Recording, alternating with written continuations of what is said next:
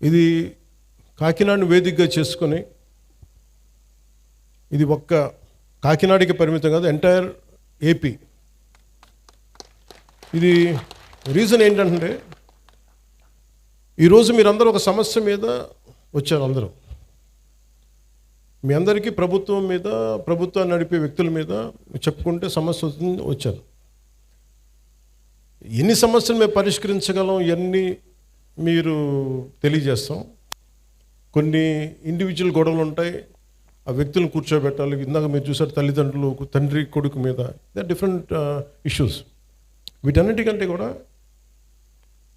Civil SP గారికి కూడా, collector గారికి కూడా స్పెసిఫిక్గా లా అండ్ ఆర్డర్ గురించి వచ్చేటప్పటికి let them form some kind of citizen what you call them, citizen societies or what you call it, citizen council. అంటే మీ ఏరియాలో ఇప్పుడు గౌస్ గారి విషయంలో ఒక గొడవ జరుగుతున్నప్పుడు, లేదంటే ఇందాక మన అరవింద్ గారు చెప్పినట్టు గొడవ జరుగుతున్నప్పుడు సిటిజన్ కౌన్సిల్ కనుకుంటే వాళ్ళు యొక్క ఫస్ట్ లైన్ ఆఫ్ డిఫెన్స్ కదా, ప్రజలే first line of defence before even police arrives.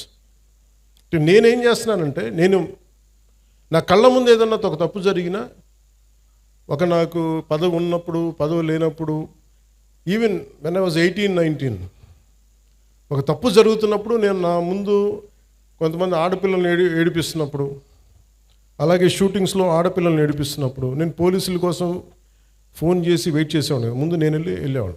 ఒకసారి 100 మంది ఉన్నా కానీ రారు, కదలరు. మన సమస్య అది. ఇది నేను షూటింగ్స్లోనే చెప్తున్నా. చాలాసార్లు నాకే అనిపించేది, మనం హీరోగా యాక్ట్ చేసి రౌడీలు కొట్టేస్తుంటే కానీ రియల్ లైఫ్లో కళ్ళ ముందు గొడవ జరుగుతుంటే ఒకళ్ళు కదలరు ఏంటని నేను తిట్టుకొని చాలాసార్లు వెళ్ళి కొట్టిన సందర్భాలు ఉన్నాయి. ప్రాబ్లం ఏమవుతుందంటే మనందరికి జడత్వం వచ్చేస్తుంది, ఇనర్షియా, ఓ బాధ్యత తీసుకోవడానికి భయం. ఎవరో ఒకళ్ళు వచ్చి మనకి కాపాడాలి, ఎవరో ఒకళ్ళు వచ్చి వాళ్ళు ముందుకు వస్తే తప్ప మనం చేయలేము. ఫస్ట్ లైన్ ఆఫ్ డిఫెన్స్ మీరు కావాలంటే మీరు ఒంటరులు కాదు, మీరు ఒక్కళ్ళు కాదని చెప్పుకోవడానికి I really appeal to SP గారు అండ్ కలెక్టర్ గారు, let it start from Kakinada. ప్రతి కాలనీలో సిటిజన్ కౌన్సిల్ పెట్టించండి. Let them talk about sanitation, let them talk about law and order. అక్కడ ఏదైనా రౌడీ గుంపులు ఉన్నా, లేదంటే కూర్చోబెట్టి గంజాయితో మత్తులు ఏదైనా పిచ్చేషాలు వేస్తున్నా, ఈవెన్ వాళ్ళు ఒక 100 మంది తిరగబడితే ఏంటి మాట్లాడుతున్నా, ఎదురు తిరగలిగితే ఫస్ట్ బరువు తగ్గుద్దు మీకు. మీరు ఫస్ట్ దాన్ని మీరు పార్టిసిపేట్ చేయకపోతే, ప్రజాస్వామ్యంలో, డెమోక్రసీలో, if you don't become a participant, if you want be a mere spectator, you are not strengthening democracy, you are weakening democracy. నాకు సరదా కాదు మాట అనిపించుకోవటం. నేను ఎందుకు పాలిటిక్స్కి వచ్చానంటే, I want to strengthen my country, I want to strengthen my democracy. ఇది నేను అంటే ఇది నాకు దీనివల్ల పదవులు వస్తాయా, ఏమొస్తా నాకు తెలియదు. కాకపోతే I feel it is my commitment to my nation. So నేను ఇంత చేయగలిగినప్పుడు నా రిక్వెస్ట్ ఏంటంటే, ఇక్కడ ఉన్న స్టూడెంట్స్ దగ్గర నుంచి కానీ, పెద్దల దగ్గర నుంచి కానీ, all the respected individuals, highly educated individuals, erudites, మీరు ఒక గ్రూప్గా ఫామ్ అవ్వండి. మీరు వాట్సాప్ గ్రూపులు కులాల్లో ఉంటాయి కదా, కాస్ట్ వాట్సాప్ గ్రూప్స్ ఉంటాయి, లేదంటే రిలీజియస్ వాట్సాప్ గ్రూప్స్ ఉంటాయి. How come we don't have any WhatsApp group for law and order? మా ఏరియాలో సమస్య ఉంది, why can't we come together? అంటే అది కన్వీనియంట్గా ఉండదు అందరికీ. కులాల్లో తిట్టుకోవడానికి మనకి కన్వీనియంట్. అంటే ఇలాంటి సిన్సియర్ అఫీషియల్స్ ఉన్నప్పుడు, కలెక్టర్ గారు లాంటి వాళ్ళు, మన మాధవ్ గారు కానీ, మన ఎస్పీ గారు కానీ, కలెక్టర్ గారు కానీ, వాళ్ళు నిజంగా చేయగలరు. నేను వన్స్ ఛార్జ్ తీసుకున్న తర్వాత కాకినాడలో ఎవరు ఎస్పీగా ఉండాలి, ఎవరు కలెక్టర్గా ఉండాలి నేను ఒక్కటి చేయలేను. నేను ఓన్లీ వన్ సింగిల్ ఇన్స్ట్రక్షన్ ఇచ్చాను, నాకు మీరు స్ట్రెంథెన్ డెమోక్రసీ, స్ట్రెంథెన్ ఇన్స్టిట్యూషన్, అంతకుమించి తప్ప నా దగ్గర నుంచి మీకు ఫోన్స్ రావు.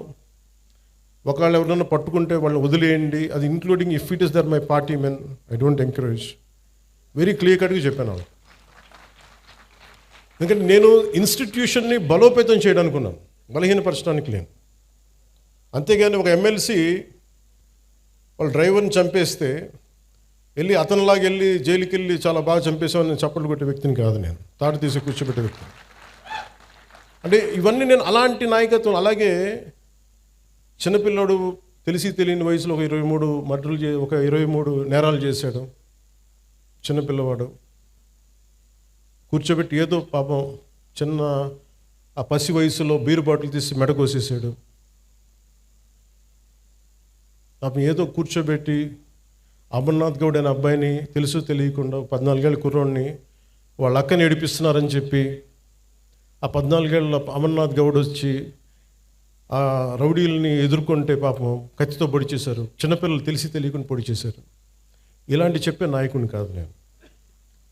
మీరు ఇలాంటి వ్యక్తులను కనుక మీరు ఎంకరేజ్ చేస్తే, ఇలాంటి భావజాలాన్ని ఎంకరేజ్ చేస్తే భవిష్యత్తు మీకే ఊహించుకోలేని పరిస్థితుల్లో మీరు ఉండిపోతారు. నేను ఈరోజు మీకు ఎందుకు బలంగా చెప్తున్నానంటే you have to have a collective spirit. అన్ని పనులు అవ్వకపోయినా primary is law and order. Law and order బలంగా ఉంటేనే ఇప్పుడు మీరు కోరుకున్నట్టుగా కూర్చోబెట్టి ఏఐ కావచ్చు, పరిశ్రమలు కావచ్చు, రేపొద్దున ఏదైనా కాలేజీ సమస్యలు కావచ్చు, ఇవన్నీ కూడా సవ్యంగా ఉండాలంటే లా and order should be very strict and very strong. నేను హోమ్ మినిస్టర్ని కాదు, అది నా పరిధిలోకి రాదు. అది క్రిమినల్స్ తాలూకు అదృష్టం.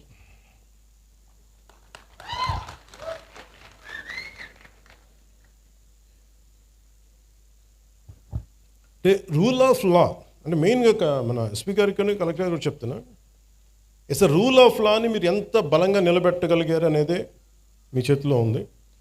నా దగ్గర నుంచి చెప్తున్నాను, మీకు వన్ సింగిల్ ఫోన్ కాల్ రాదు పలానా వాళ్ళని విడిపించమని. అలాగే మా ఉన్న నాయకులందరికీ కూడా చెప్తున్నాం, none of them will encourage any kind of rowdy elements. మనం ఎవరు ఎంకరేజ్ చేస్తాం సార్? చేయం కదా. ఎవరు ఎంకరేజ్ చేయరు ఇక్కడ. That very clear. అందుకని బేసిక్గా మనకి మీరు ఇవి చూస్తూ ఉన్నారు.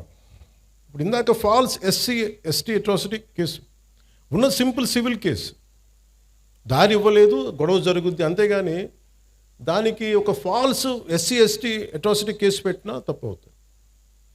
దీనికి మీరు బాధితులు కాకండి.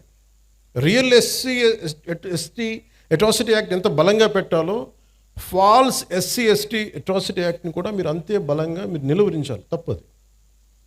అది ఎంత పెద్ద సంఘాల నాయకులు వచ్చినా నేను వారికి ఓపెన్గా నేను నిజంగా బాబాసాహెబ్ అంబేద్కర్ గారి మీద గౌరవం ఉంటే ఎవ్వరు కూడా ఫాల్స్ ఎస్టీ అట్రాసిటీ యాక్ట్ పెట్టరు. ఇది బలంగా, అలాగే కొంతమంది నాయకులు కూడా ఇది ఎంకరేజ్ చేస్తారు. దయచేసి కూటమిలో ఉన్న నాయకులు అలాంటివి కూడా ఎంకరేజ్ చేయకండి, నా విన్నపం అది. ఎందుకంటే కొన్ని ఫాల్స్ కేసులతో నలిగిపోతారు, బయటికి రాలేరు, బయటికి చెప్పుకోలేరు. సుప్రీంకోర్టు ఎందుకు జడ్జిమెంట్ ఇచ్చి ఉంటుంది? ఎన్ని ఫాల్స్ ఎస్సీ అట్రాసిటీ కేసులు పెడితే తప్ప ఇన్ని రావు కదా. సుప్రీంకోర్టు రెస్పాండ్ అయింది అంటే. అందుకని ఎస్పీ గారికి కూడా చెప్తాను, let it be directive, let it be policy for the entire state. మీరు సీఎం గారితో కూడా మాట్లాడుతున్నప్పుడు ఇవన్నీ చెప్పండి, తెలియజేయండి అన్నీ నెక్స్ట్ మీటింగ్స్లో. మీరు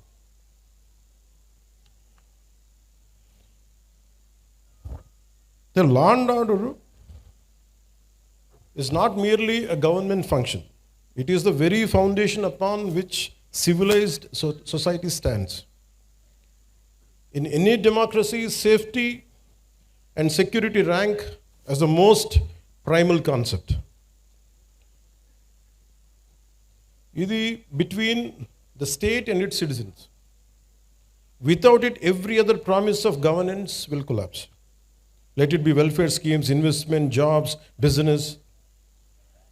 సో అందుకని మీకు సిక్స్ ఫండమెంటల్ ప్రిన్సిపల్స్ దృష్టిలో పెట్టుకొని, ఫండమెంటల్ రైట్స్ నిజంగా మనకు కావాలంటే without law and order it is mere aspirational. Just ఒక ఆశాజనకు ఉండే తప్ప, ఆశయం తప్ప నిజంగా ప్రాక్టికాలిటీలో పెట్టలేని. సో అందుకని లా అండ్ ఆర్డర్ని ఈ ప్రభుత్వం, it is not just a policy, we're taking it to its fullest. ఇది